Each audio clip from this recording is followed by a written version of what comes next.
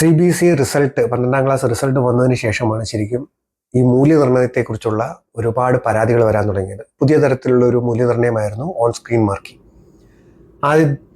ആദ്യത്തെ കംപ്ലൈന്റ് ഈ ഉത്തരക്കടലാസ് പുനർമൂല്യനിർണ്ണയത്തിന് അപേക്ഷിച്ചപ്പോൾ കിട്ടിയ ഉത്തരക്കടലാസുകൾക്കൊന്നും ക്ലാരിറ്റി ഇല്ല എന്നുള്ളതായിരുന്നു ആദ്യത്തെ കംപ്ലൈന്റ്.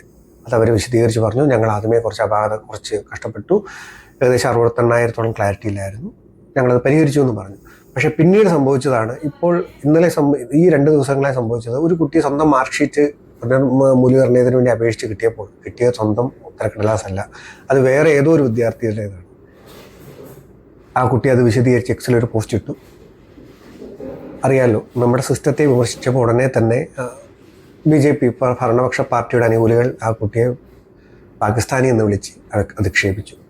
അവിടെ അല്ല ശരിക്കും ഇതിൻ്റെ പ്രാധാന്യം ഇരിക്കുന്നത്. ദൂരദർശൻ്റെ ഒരു അവതാരകൻ തന്നെ ഈ കുട്ടിയെ പാകിസ്ഥാനി എന്ന് വിളിച്ചു. ഉടനെ ആ കുട്ടിയുടെ സഹോദരൻ വേറെ ആ കുട്ടിയുടെ പോസ്റ്റ് ഷെയർ ചെയ്തിട്ട് എക്സിൽ വേറൊരു അക്കൗണ്ടിലൂടെ പറഞ്ഞു, എൻ്റെ സഹോദരൻ ശരിക്കും പഠിക്കുന്ന തിരക്കിലാണ്, നിങ്ങളുമായിട്ടുള്ള വാഗ്വാദങ്ങൾക്കൊന്നും സമയമില്ല, പഠിക്കുന്ന തിരക്കിലാണ്, പക്ഷേ ഇത് സത്യാവസ്ഥയാണ്. അവസാനം ആ ദൂരദർശൻ അവതാരകൻ മാപ്പ് പറയുകയും ചെയ്തു. അപ്പോൾ ഈ സോഷ്യൽ മീഡിയയിൽ സിസ്റ്റത്തെ വിമർശിക്കാൻ കിട്ടുന്ന ഒരു കറക്ഷനെ കറക്ഷൻ പറഞ്ഞപ്പോൾ ആദ്യം കിട്ടിയ ലേബൽ പാകിസ്ഥാനി എന്നുള്ള ലേബലാണ്.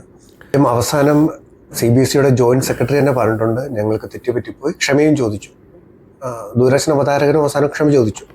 ഇങ്ങനെയൊക്കെ പോയാൽ ശരിക്കും പാറ്റകളുടെ എണ്ണം കൂടത്തേ ഉള്ളൂ. അത് വേറൊരു യാഥാർത്ഥ്യമാണ്.